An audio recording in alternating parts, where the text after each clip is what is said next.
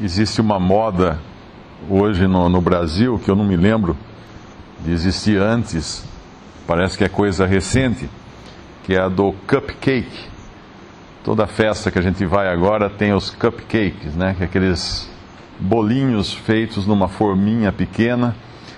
Eu acho que existia já antes isso no Brasil. Se era numa padaria, sempre tinha aquele bolinho, era um pão de ló dentro de uma forminha individual.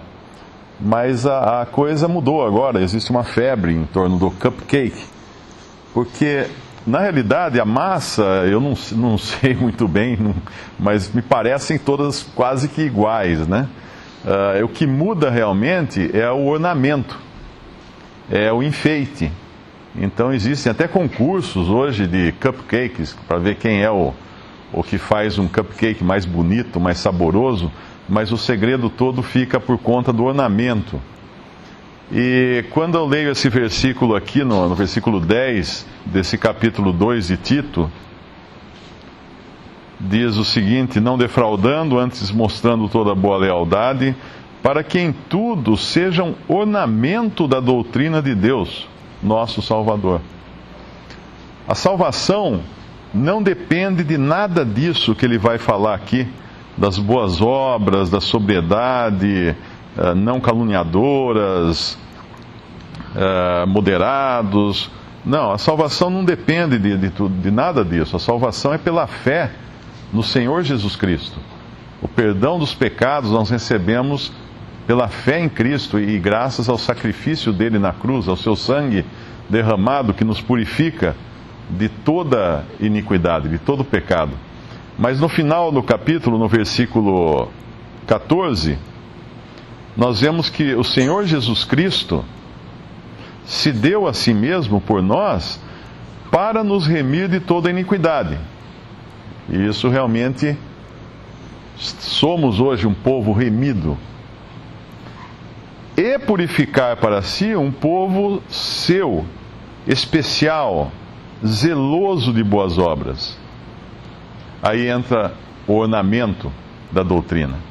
Então todos os crentes, todos os salvos por Cristo são iguais, no sentido de todos terem a mesma salvação, todos terem o mesmo perdão dos pecados, todos terem os mesmos direitos ou regalias do céu. Mas nós sabemos que depois existirá o tribunal de Cristo, quando haverá aqueles que receberão galardão e aqueles que serão salvos como que pelo fogo, porque tudo que fizeram aqui nessa vida não valeu nada. Não tinha um ornamento real da doutrina de Deus, não tinha a cobertura, vamos falar assim, né, daquilo que eles eram em Cristo. Não aconteceu nada, não tinha nada. E assim serão salvos, mas como que pelo fogo. Por isso que quando nós lemos essas passagens como esta em Tito 2, é muito importante entender que aqui não está falando de salvação. Aqui está falando agora do viver, do andar, do testemunho cristão. Como andarmos nesse mundo, como agirmos nesse mundo. E é interessante que a palavra de Deus é tão perfeita que existe um detalhe que às vezes passa despercebido nesse capítulo 2, que é que Paulo não manda Tito ensinar as mulheres jovens. É interessante isso. Tito, eu acredito que ele fosse um jovem, talvez não fosse um ancião ainda, mas quando ele vai falar no versículo 1, tu, porém, fala o que convém a essa doutrina, os velhos que sejam sóbrios, etc, etc, as mulheres idosas, semelhantes sejam sérias no seu viver, etc, etc. Depois o versículo 6, exorta semelhantemente os mancebos, os rapazes, os jovens, a que sejam moderados, e depois vai falar, mais no versículo 9, os servos, para que sujeitem aos seus senhores. E as jovens, as mulheres jovens, não os rapazes, mas as jovens mulheres, isso fica para uma tarefa para as mulheres idosas, que é o versículo 4. Quando ele fala, as mulheres idosas semelhantemente sejam sérias, etc, etc, etc, mestres no bem, no versículo 3, no final do versículo 3, aí ele fala, para que as mulheres idosas ensinem as mulheres novas a serem prudentes, a amarem seus maridos, a amarem seus filhos. Esse é um cuidado que Deus deu na sua palavra, porque existe sempre o perigo do homem, quando vai ensinar uma mulher mais jovem, ainda mais nesses aspectos aqui, moderadas, castas, boas donas de casa, sujeitas a seus maridos, ele corre um grande risco de cair em pecado. Eu estava lendo num dos livros do Bruce Anstey, ele fala que a maior porcentagem de pastores, né, das denominações que caem em adultério, a razão é aconselhamento de mulheres nas suas respectivas igrejas ou denominações. Eles vão aconselhar mulheres que estão fragilizadas, estão passando por problemas, e aí o que acontece? Acabam se envolvendo emocionalmente com essas mulheres e acabam caindo em pecado. Então esse cuidado Deus teve também na hora de dar essas instruções. Por isso que é importante cada cristão ter discernimento até na maneira como ele exerce o seu dom e o seu ministério. Ele saber discernir.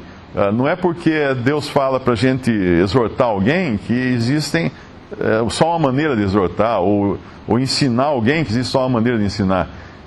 É sempre necessário buscar a sabedoria de Deus, entendimento de Deus, para que a palavra de Deus não seja difamada, para que o evangelho não seja corrompido, não seja difamado. Recentemente eu vi uma notícia no jornal de um jovem cristão que foi morto numa cidade do interior do Nordeste, porque ele passou em frente a uma casa e estava tendo uma festa dentro da casa e ele começou a gritar versículos da porta da casa. Obviamente, as pessoas na festa, embriagadas, não pensaram duas vezes, foram lá e mataram o jovem. Eu pergunto, será que foi realmente sabedoria fazer isso dessa maneira, né? Deus obviamente sabe, mas nós devemos ser simples como as pombas e astutos como a serpente na maneira como nós andamos nesse mundo e lidamos também com os incrédulos, mas muito mais até da maneira como nós lidamos conosco, porque nós ainda temos uma carne em nós e ninguém se iluda, né, que essa carne latente não possa vir para fora. Ela pode. É só dar as condições necessárias, é só sair da comunhão com o Senhor e ela coloca as asinhas de fora. Por isso que a exortação é mortificar a carne, ou seja, considerá-la morta, mantendo-a num lugar de morte. Mas isso só se faz, obviamente, com o inverso, que é manter comunhão com Cristo. Então achei interessante o que usa, a palavra usada aqui, ornamento da doutrina. Não sei se em outra versão usa outra palavra para esse ornamento, ou se tem essa conotação mesmo de um embelezamento de alguma coisa, como acontece no cupcake. Um versículo que fala fugir da aparência do mal, porque isso em contraste, no capítulo anterior nós estávamos lendo o Senhor falando sobre alguns desordenados faladores, vãos e enganadores, e também no capítulo 1, versículo 16, fala: confessam que conhecem a Deus, mas negam-no com as obras. Esse é o problema. Ontem nós estávamos falando sobre o reino dos céus, né? Hoje, nós estamos numa situação em que essa dispensação da graça, o semeador saiu a semear, e enquanto os homens dormiram, veio o inimigo e plantou o joio no meio. Então hoje nós temos o joio e o trigo junto. Não é nossa função separar o joio do trigo. Isso vai ser uma função dos anjos, como nós vimos ontem. A situação que nós temos hoje é essa, em que nós temos verdadeiros cristãos e falsos professantes, que confessam que conhecem a Deus, mas negam pelas obras. Então, qual é o parâmetro, ou como é que nós sabemos, como é que nós vamos mostrar a doutrina para o mundo? Se eu agir do mesmo modo, quer dizer, tanto o que professa conhecer, como o que realmente conhece e é salvo pela fé, o que nos distingue? Como é que eu posso distinguir isso hoje? O homem, olhando, pode ver. O irmão perguntou, ele falou, não sei exatamente se a massa é a mesma ou não, porque ele não é confeiteiro, mas um confeiteiro responderia para ele o que tem lá dentro. Porque o confeiteiro é o que faz o negócio, sabe como fazer. Ele só sabe como ver e comprar e comer. Nós não sabemos o que está no coração de cada um. Deus sabe se a massa é a mesma ou não. Porém, externamente, eu olho e vejo. Se você ornamenta a doutrina, o testemunho que você dá é para a honra e glória do Senhor.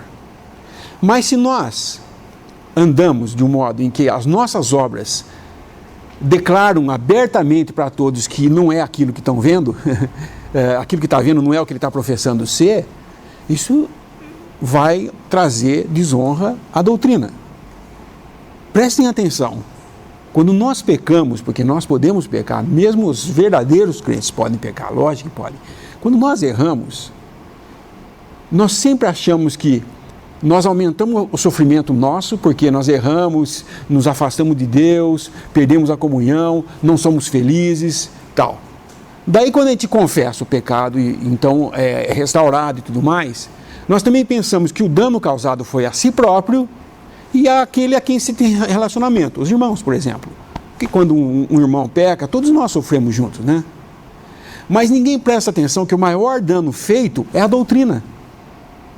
Porque o mundo lá fora, ele olha e fala assim, esses caras ficam falando que são cristãos e ficam fazendo essas coisas? Como que pode?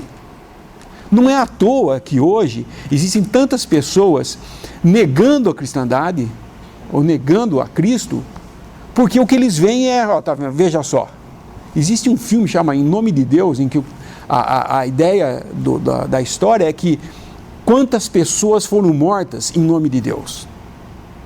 Por causa de religião, de religiosidade. E é verdade. Se eu não me engano, Gandhi foi um que falou, eu até aceitaria o cristianismo se não fosse pelos cristãos. Porque na realidade o testemunho que a igreja deu até hoje no mundo levou ao que nós temos hoje. Você anda na Europa, por exemplo, se você pegar um folhetinho ou falar da Bíblia ou dar um folhetinho na Europa, você pode sofrer até as suas penalidades de fazer isso. É proibido muitas vezes. E é um país, é um continente chamado cristão. Tem igrejas, todo mundo vai visitar os grandes monumentos das igrejas e tudo mais. Mas cristianismo mesmo tem muito pouco. Quando, no início, eu fui visitar uma assembleia no Nordeste, no Mossoró, o que mais me chamou a atenção lá é que o irmão saía para dar folheto, tinha gente que atravessava a rua para pedir um folheto também, queria ver o que era. Pessoas ficavam perguntando, faziam roda em volta a perguntar, faz isso em São Paulo hoje? Os caras fogem de você. Faz isso em Nova York, por exemplo. Senta no meio de uma praia e começa a dar folheto. A polícia vem ver o que você está fazendo. E não pode jogar no chão. Se jogar no chão, está sujando. Então, o mundo foi perdendo o interesse, porque a aparência é de uma coisa que não vale muito a pena. É um cupcake com a cobertura em preto. Quem vai querer comer um negócio que é preto em cima? A cor faz muita diferença para nós. Então, o problema maior, quando nós erramos, é que nós trazemos desonra ou maculamos a doutrina. Ela não está bem ornamentada. Esse deveria ser o nosso temor de fazer aquilo que achamos que deve fazer, porque se tiver, ainda que seja a aparência do mal, já não devíamos procurar fazer. E isso envolve a graça de Deus, porque ele começa falando primeiro a Tito, tu, porém, fala o que convém à sã doutrina. Ora, quando os homens começam a asseverar coisas, são faladores, como diz aqui, faladores desordenados, vãos, enganadores, homens que transtornam as casas inteiras ensinando o que não convém, por torpe ganância, ou seja, ensinando para ganhar dinheiro, usando da doutrina para ganhar dinheiro. Quando surge isso daí, nós temos que estar mais ainda cuidadosos em buscar a sã doutrina, porque aí não vai haver falha. Eu recordo, meu irmão, o Billy sempre falava, apesar de ter sido há 300 anos atrás, 200 anos atrás, que o Darby e o Kelly escreveram todas aquelas coisas, nós devemos estar sempre procurando ler isso, porque ali foi Deus restaurando verdades que estavam adormecidas por séculos. Devemos voltar na origem, na palavra de Deus, e buscar entender a sã doutrina, porque se nós pregarmos a sã doutrina, ninguém pode se opor a ela. Mas se ela é maculada, ou se ela não está ornamentada por nossas obras, ou seja, se eu só falo a sã doutrina, mas não vivo nela, eu sou que nem esses faladores aqui, que professam conhecer, mas negam suas obras. Então é importante nós compreendermos, a graça de Deus é que nos mantém. E isso fala no versículo 11 em diante, depois de lhe instruir a Tito, aos velhos, às mulheres idosas, aos jovens, aos servos. Então ele fala, porque a graça de Deus se há manifestado, trazendo salvação a todos os homens. A graça de Deus é capaz de salvar todos os homens. Ela vai salvar todos os homens? Lógico que não. Porque a fé não é de todos. Porém, essa salvação, a graça de Deus que traz salvação a todo homem, essa graça nos ensina. A graça nos ensina, não é o nosso exercício de nós nos flagelarmos para fazer tudo certinho, não. É a graça de Deus que nos ensina que, renunciando à impiedade e às concupiscências mundanas, vivamos nesse presente século sóbria, justa e piamente, aguardando a bem-aventurada esperança e o aparecimento da glória do grande Deus e nosso Senhor Jesus Cristo. O versículo 5, no final, fala disso também, né? A fim de que a palavra de Deus não seja blasfemada, e no versículo 10, para que em tudo seja um ornamento da doutrina de Deus, nosso Salvador. Os homens podem blasfemar a palavra de Deus por causa das nossas atitudes, bem como nós podemos não estar ornamentando a doutrina. Versículo 12 e 13 implicam realmente essa parte, né, do cristão, em que ele fala, ensinando-nos que, renunciando à impiedade.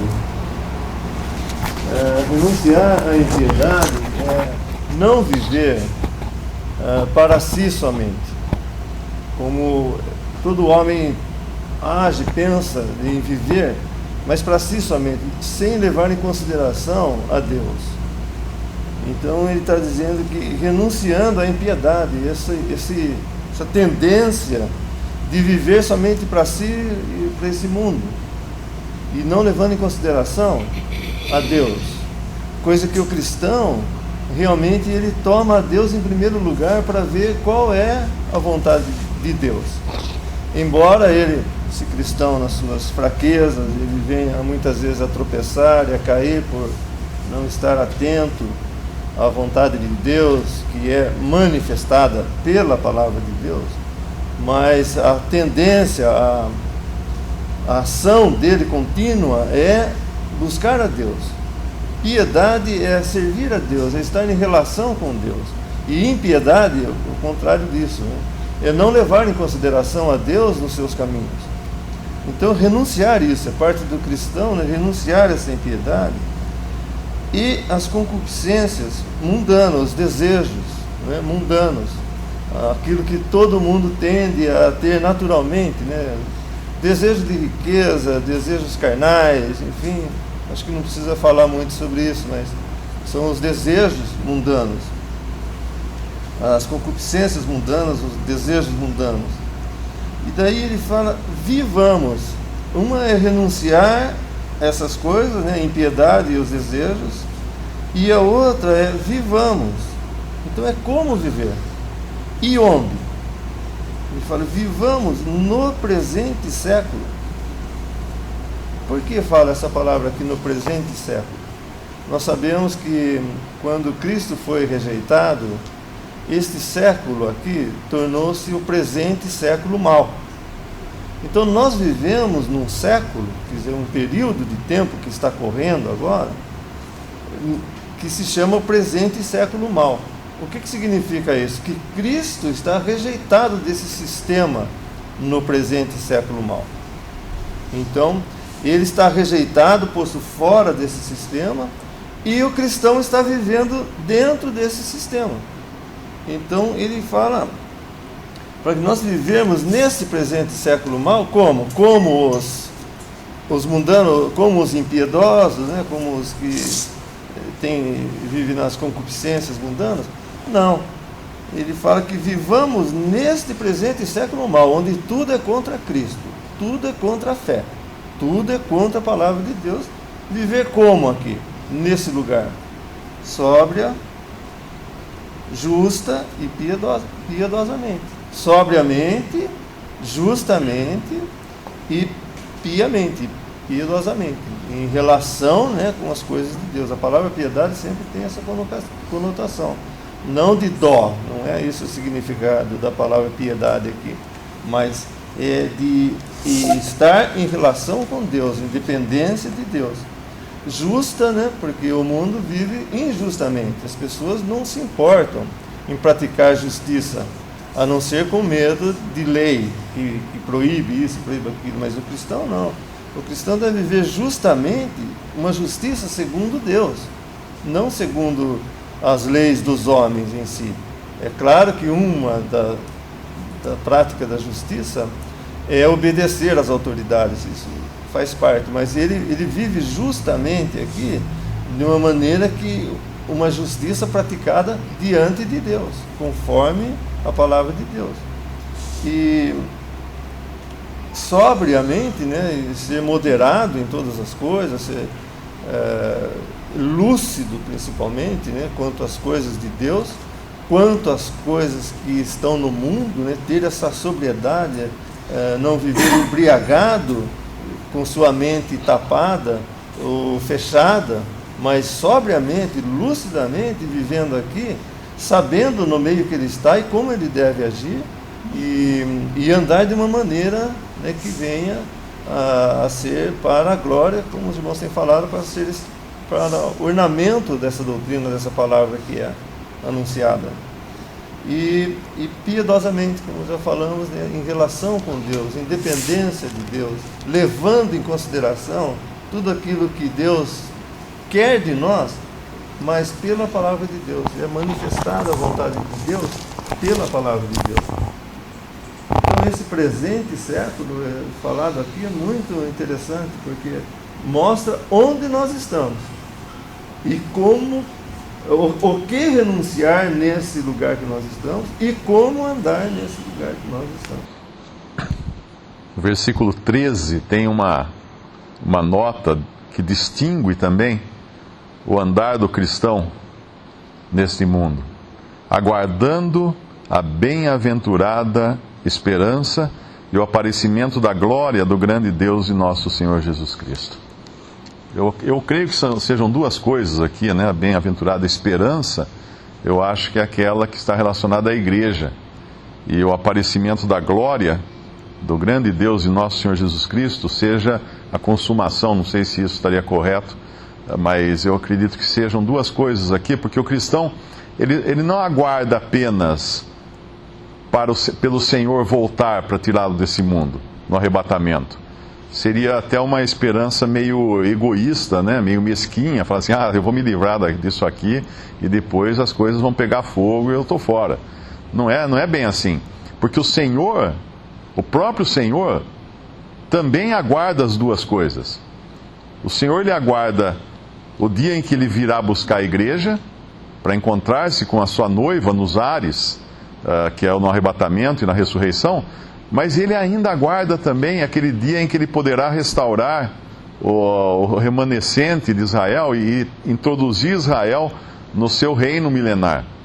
Ele aguarda isso, tanto é que quando ele celebra a última Páscoa, em Lucas capítulo 22, ele mostra as duas coisas. Primeiro ele fala que ele desejou ardentemente comer aquela Páscoa com os discípulos. Então ele pega o cálice da Páscoa, porque ali são duas coisas distintas. Primeiro, eles estão comendo a Páscoa, que é a Páscoa judaica, e o Senhor come a Páscoa com eles. Só que daí ele pega o cálice da Páscoa e ele passa para os discípulos e manda que todos bebam do cálice da Páscoa. Mas ele não bebe. Ele não bebe. Ele fala que só iria beber isso quando ele viesse no seu reino. Ele não bebe.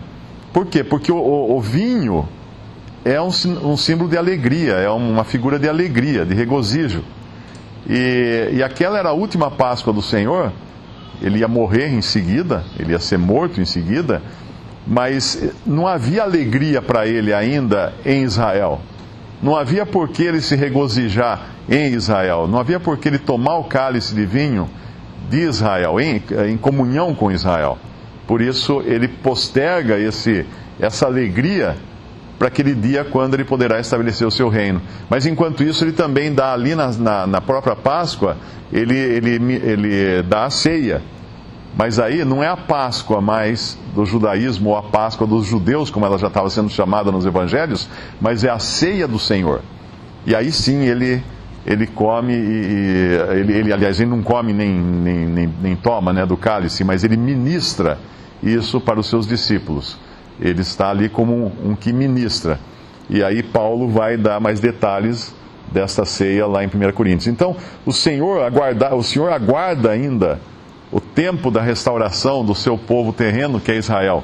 E é claro que para nós, a ceia do Senhor também tem os dois aspectos agora, no sentido de que nós lembramos o passado, olhando para o futuro até que o Senhor venha nos buscar.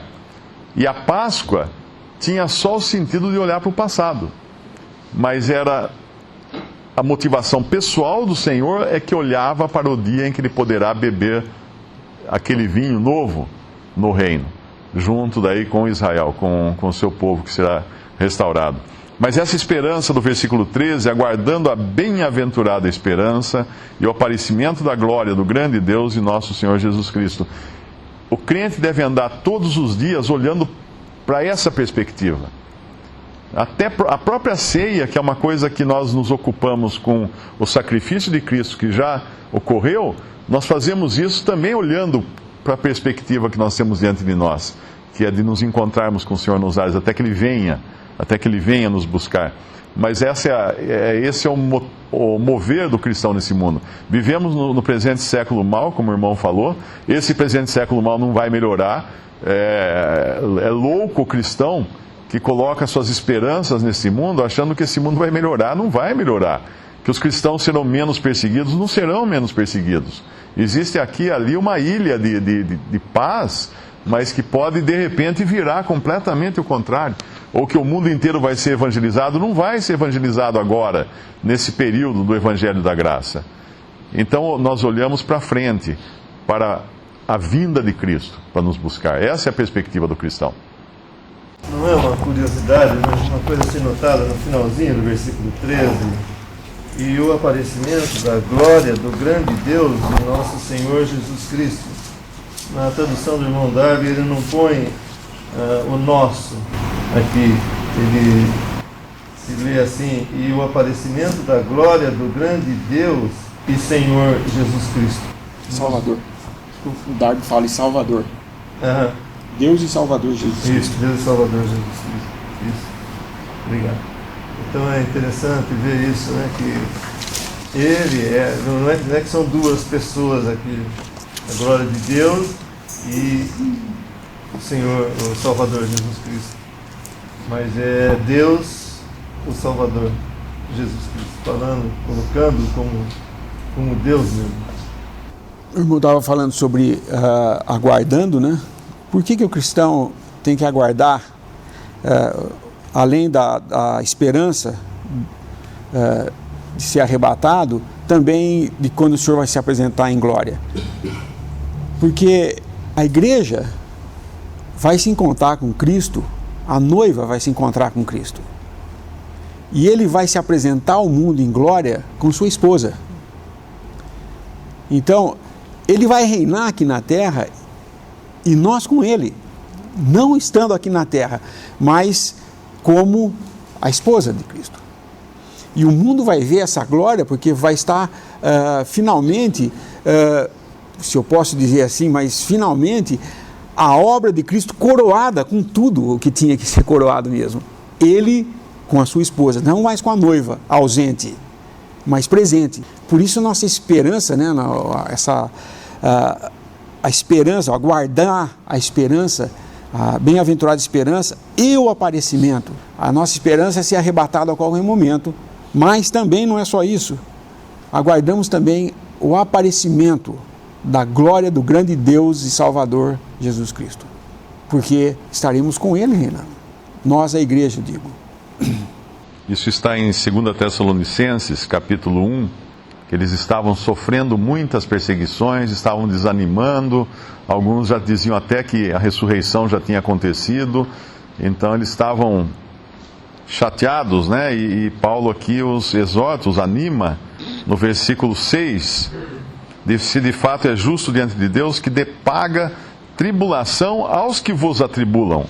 E a vós que sois atribulados, descanso conosco, quando se manifestar o Senhor Jesus desde o céu, com os anjos do seu poder. Na verdade, esse versículo não está falando da vinda do Senhor para a igreja.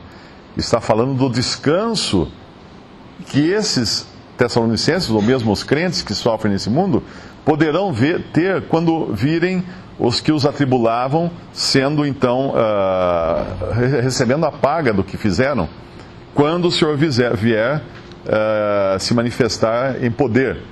E daí no versículo 10, versículo 9, os quais por castigo padecerão eterna perdição ante a face do Senhor e a glória do seu poder, quando vier para ser glorificado nos seus santos e para se fazer admirável naquele dia em todos os que creem, porquanto o nosso testemunho foi crido entre vós. Podemos pensar nisso no Senhor com a sua noiva ao lado e o mundo olhando aquilo e ficando espantado de ver tal cena. E essa é a vinda então daí que termina inclusive a nossa, como o irmão explicou, né? Termina a nossa expectativa ali.